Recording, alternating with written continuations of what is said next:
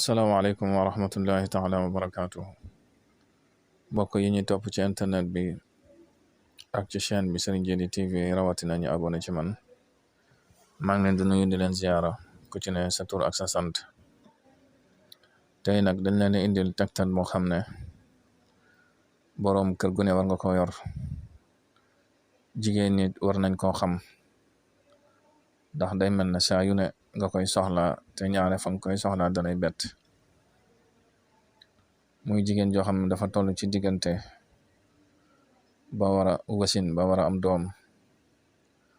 aaya la boo xam ne boo ko bindee ñaare bu tollee ci jabu mooy wasin wi ñor na, bu ko defee boo ko bindalee saafara mu naan ci diwu ci lu toll li tàmbalee jumba xam ba ci yaari woomu ñaare yàlla mën na ko dimbale ba bu demee du sonn. yàlla def na nag bari na ñiñ koy defal lool te bari na lu muy daje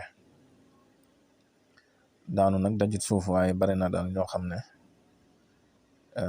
bari na daal lu muy daje. kon nag loolu lañ leen baaxe woon tey ji nga xam ne kon ku ne koy soxla rawatina jigéen ñi.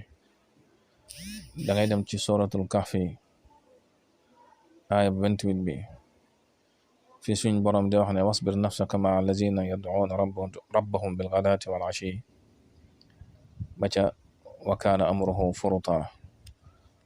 boo eggee ci baatu furuta ji doo bind furuta, da ngay bind farot juróom-ñaari yoon. noonu nga koy bind saafara nga xam ne alxuraan lépp secret la, lépp gàtt nga la. ngeen woy di abonné ci chaîne bi nag.